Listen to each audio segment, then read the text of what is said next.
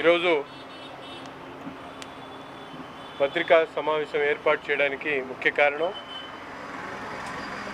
రాష్ట్రంలో Telugu Desam party, Janasena, BJP కూటమి ప్రభుత్వం ఏర్పడిన తర్వాత రాష్ట్ర ప్రజలకు ఇచ్చినటువంటి వాగ్దానాలు, ముఖ్యంగా చంద్రబాబు నాయుడు గారు ప్రతిపక్ష నాయకుడిగా ఎన్నికల మేనిఫెస్టో ద్వారా ప్రజలకు ఇచ్చినటువంటి ముఖ్యమైనటువంటి వాగ్దానాలు 5 వాగ్దానాలను తన మొదటి రోజు ముఖ్యమంత్రిగా ప్రమాణ స్వీకారం చేసిన తర్వాత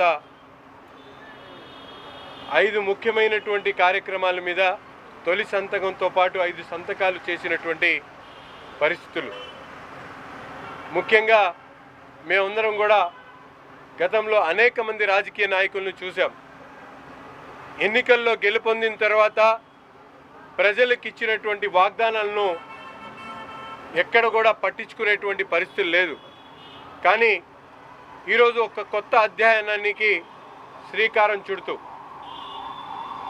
చంద్రబాబు నాయుడు గారు ముఖ్యంగా పేద ప్రజలకు, రాష్ట్రంలో యువతకు, అలాగే రాష్ట్ర ప్రజలకు మనోధైర్యాన్ని కలిగించేటువంటి కార్యక్రమాలకి మొదటి ప్రాధాన్యత ఇచ్చేటువంటి కార్యక్రమం చేసినటువంటి పరిస్థితులు. అందులో భాగంగా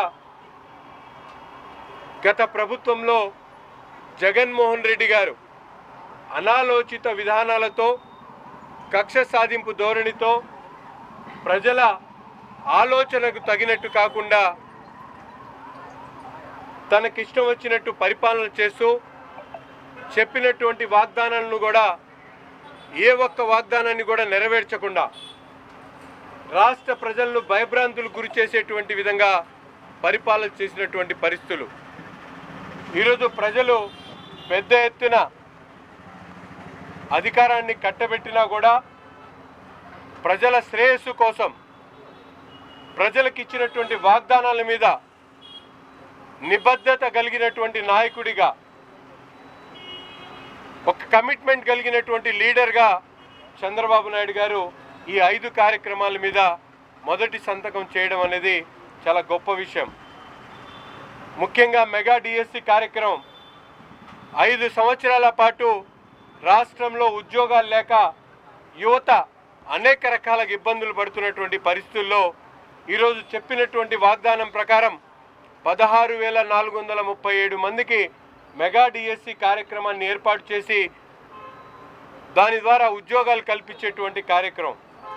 ఈరోజు మేమందరం కూడా చూసాం, గతంలో ఎప్పుడు కూడా ఏ ప్రభుత్వం చేయనటువంటి విధంగా ఈరోజు ఉద్యోగ కల్పనలో కానీ, అలాగే యువతకు అవసరమైనటువంటి స్కిల్ డెవలప్మెంట్ ఈరోజు ఎక్కడ కూడా భారతదేశంలో ఎక్కడ లేనటువంటి విధంగా ఎవరికి ఎటువంటి స్కిల్ ఉంది, వారిని ఏ విధంగా డెవలప్ చేయాలి, రాబోయేటువంటి 10 సంవత్సరాల పాటు యువతకు ఒక మంచి దశను దిశను ఏర్పాటు చేసేటువంటి కార్యక్రమానికి శ్రీకారం చుట్టినటువంటి పరిస్థితులు. జగన్మోహన్ రెడ్డి గారు ఏ రోజు కూడా ఆలోచించినటువంటి విధంగా ఈరోజు చంద్రబాబు నాయుడు గారు దేశంలోనే ఒక మైలురాయిని దాటేటువంటి విధంగా స్కిల్ డెవలప్మెంట్కి సంబంధించి దాదాపు లక్షల మంది యువతకు ఒక ఉపాధి కల్పించేటువంటి కార్యక్రమానికి మొదటి దశలోనే సంతకం చేసి ప్రారంభించినందుకు చేతులెత్తి చంద్రబాబు నాయుడు గారికి, అలాగే కూటమికి సంబంధించినటువంటి నాయకులకి నమస్కరిస్తూ ఉన్నాం. రెండో ముఖ్య ఆరోగ్యశ్రీ, ఏదైతే అన్నా క్యాంటీన్లు, పేదవాడు పట్టేడన్నం లేక ఇబ్బందులు పడేటువంటి పరిస్థితులు మనందరం కూడా చూస్తూ ఉన్నాం. గతంలో ఒక పల్లెటూరు నుండి పట్టణ ప్రాంతానికి వచ్చినటువంటి వారు హాస్పిటల్స్లో కానీ, కలెక్టర్ ఆఫీస్లో కానీ, కోర్టుల్లో కానీ పనున్నటువంటి వాళ్ళు జేబులో చిల్లి గవ్వలేక, తిండి లేక అలమటించేటువంటి పరిస్థితులు గత 5 సంవత్సరాల్లో చూసాం. అటువంటి పేదవాడి పొట్ట నింపేటువంటి కార్యక్రమానికి ఈరోజు పేదవాడి కష్టాల గురించి తెలిసినటువంటి నాయకుడిగా చంద్రబాబు నాయుడు గారు ఈరోజు అన్నా క్యాంటీన్ను వెంటనే ప్రారంభించేటువంటి కార్యక్రమం చేయడం, దీని ద్వారా రాష్ట్రంలో 198 కేంద్రాలను ప్రారంభించి ప్రతి ఒక్క స్టేషన్లో కూడా వందల మందికి కూడా భోజనాలు పెట్టించేటువంటి కార్యక్రమం. అంతేకాకుండా ఈరోజు సామాజిక భద్రత కల్పించేటువంటి క్రమంలో మునుపెన్నప్పుడు ఎవ్వరు కూడా చేయనటువంటి విధంగా అనేక రకాలుగా వితంతువులు కానీ, వికలాంగులు కానీ, వృద్ధులు కానీ, అలాగే ఈరోజు కిడ్నీ బాధితులు, కిడ్నీ రోగాలతో బాధపడేటువంటి వాళ్ళు కానీ, క్యాన్సర్తో బాధపడేటువంటి వాళ్ళు కానీ, ఎయిడ్స్ వంటి మహమ్మారితో బాధపడేటువంటి వాళ్ళకు కూడా పెద్దపీట వేస్తూ 65 లక్షల మంది సామాజిక భద్రత పెన్షన్ల కింద ఇచ్చేటువంటి కార్యక్రమాన్ని తీసుకున్నటువంటి ప్రభుత్వం తెలుగుదేశం పార్టీ ప్రభుత్వం. 33,000 కోట్ల రూపాయల బడ్జెట్ను ఈరోజు సామాజిక భద్రత కల్పించేటువంటి క్రమంలో తెలుగుదేశం పార్టీ ముందడుగేయడం చాలా గొప్ప విషయం.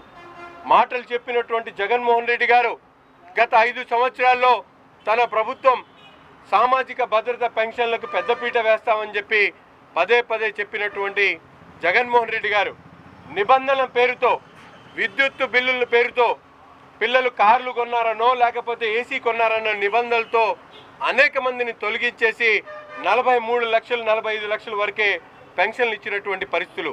కానీ ఈరోజు తెలుగుదేశం పార్టీ సామాజిక భద్రత ప్రభుత్వ బాధ్యతగా భావించి 65 లక్షల మందికి దాదాపు 33,000 కోట్ల రూపాయలు రాష్ట్ర బడ్జెట్లో ఇచ్చేటువంటి కార్యక్రమాన్ని తీసుకోవడం. అలాగే మరీ ముఖ్యమైనటువంటి అంశం, ఈరోజు రాష్ట్రంలో ఉన్నటువంటి పేదవారి దగ్గర నుండి ఉన్నత వర్గాల్లో ఉన్నటువంటి వారు కానీ ప్రతి ఒక్కరు కూడా భయపడుతున్నటువంటి ల్యాండ్ టైటిలింగ్ యాక్ట్, ఇది ప్రభుత్వం ఒక కుట్రతో చేసినటువంటి యాక్ట్. దీని మీద సుదీర్ఘ కాలం పాటు చంద్రబాబు నాయుడు గారు కానీ, తెలుగుదేశం పార్టీ కానీ, పవన్ కళ్యాణ్ గారు కానీ, జనసేన పార్టీ కానీ పోరాటాలు చేసి ఈ ల్యాండ్ టైటిల్ యాక్ట్ను తీసివేయాలని, ఈ నల్ల జీవోలను రద్దు చేయాలని చెప్పి గతంలో ప్రతిపక్షంలో ఉన్నప్పుడు కూడా డిమాండ్ చేసేటువంటి కార్యక్రమం చేశాం. ఈరోజు ప్రభుత్వం చేపట్టిన తర్వాత పేద ప్రజలకు, ముఖ్యంగా చిన్న మిడిల్ క్లాస్ సంబంధించినటువంటి వారందరికీ కూడా ఈ రాష్ట్రంలో భరోసా కల్పించేటువంటి కార్యక్రమాన్ని తీసుకొని ల్యాండ్ టైటిలింగ్ యాక్ట్ను పూర్తిగా రద్దు చేసినందుకు ముఖ్యమంత్రి గారికి ప్రతి ఒక్కరు కూడా కృతజ్ఞతగా ఉన్నారని చెప్పి కూడా ఈ సందర్భంగా తెలియజేస్తా ఉన్నా. ఈరోజు మహిళలు కానీ, వికలాంగులు కానీ, వితంతువులు కానీ బిక్కుమనేటువంటి పరిస్థితులు లేవు. ప్రతి ఒక్కరు కూడా తలెత్తుకొని బ్రతికేటువంటి కార్యక్రమాన్ని 4,000 రూపాయలు పెన్షన్ ఇస్తూ చేపట్టేటువంటి కార్యక్రమం. చెప్పినటువంటి వాడు 3,000 ఇస్తా ఉన్నారు, 5 సంవత్సరాల్లో 3,000 చేశాడు. కానీ ఈరోజు చంద్రబాబు నాయుడు గారు, రాష్ట్రంలో అప్పుల పాలు చేసినటువంటి జగన్మోహన్ రెడ్డి గారు ఒక పక్కనైతే రాష్ట్రంలో అప్పుల పాలైనా కూడా పేద ప్రజల కోసం నిలబడినటువంటి మహోన్నత వ్యక్తి చంద్రబాబు నాయుడు గారు అనే విషయాన్ని మీ అందరూ కూడా తెలియజేస్తా ఉన్నా. అందుకని పేద ప్రజలు, ముఖ్యంగా గుంటూరు తూర్పు నియోజకవర్గంలో ఉన్నటువంటి ప్రతి అవ్వకు, ప్రతి తాతకు, ప్రతి చెల్లికి మేమందరం కూడా చెప్తా ఉన్నాం, మీకు ఎటువంటి అవసరం ఉన్నా కూడా నిరంతరం ప్రజాసేవ చేయడానికి మేమందరం కూడా సిద్ధంగా ఉన్నాం. ఎవరికి ఎటువంటి అవసరం వచ్చినా ఆర్నిసులు ప్రజాసేవ చేయడానికి నేను, నాతో పాటు మా శ్రేణులు యావత్తు కూడా నిరంతరం ప్రజల్లో ఉంటాం. చంద్రబాబు నాయుడు గారి స్ఫూర్తితో, పవన్ కళ్యాణ్ గారి ఆలోచన విధానంతో మేమందరం కూడా పనిచేయడానికి సిద్ధంగా ఉన్నామని చెప్పి తెలియజేస్తూ ఈరోజు రాష్ట్రంలో ఉన్నటువంటి పేద ప్రజలకు ఒక మహర్దశ, ఒక సువర్ణ యుగం ప్రారంభమైందనే విషయాన్ని మీ అందరికీ కూడా తెలియజేస్తూ రాష్ట్ర ప్రజలందరూ కూడా చంద్రబాబు నాయుడు గారికి కృతజ్ఞతతో రాబోయేటువంటి రోజుల్లో మరిన్ని సంక్షేమ అభివృద్ధి కార్యక్రమాలు తెలుగుదేశం పార్టీ, జనసేన కూటమి చేయబోతా ఉందనే విషయాన్ని మీ అందరికి కూడా తెలియజేస్తూ ప్రతి ఒక్కరికి కూడా మీరందరూ ప్రజలు స్వచ్ఛందంగా రాష్ట్రంలో ఉన్నటువంటి ప్రతి ఒక్క సమస్య మీద కూడా స్థానికంగా ఉన్నటువంటి శాసనసభ్యులు కానీ నాయకుల దృష్టికి తీసుకొని రండి, మేము మీకు పనిచేయడానికి సిద్ధంగా ఉన్నామని చెప్పి కూడా తెలియజేస్తూ సెలవు తీసుకుంటా ఉన్నాం.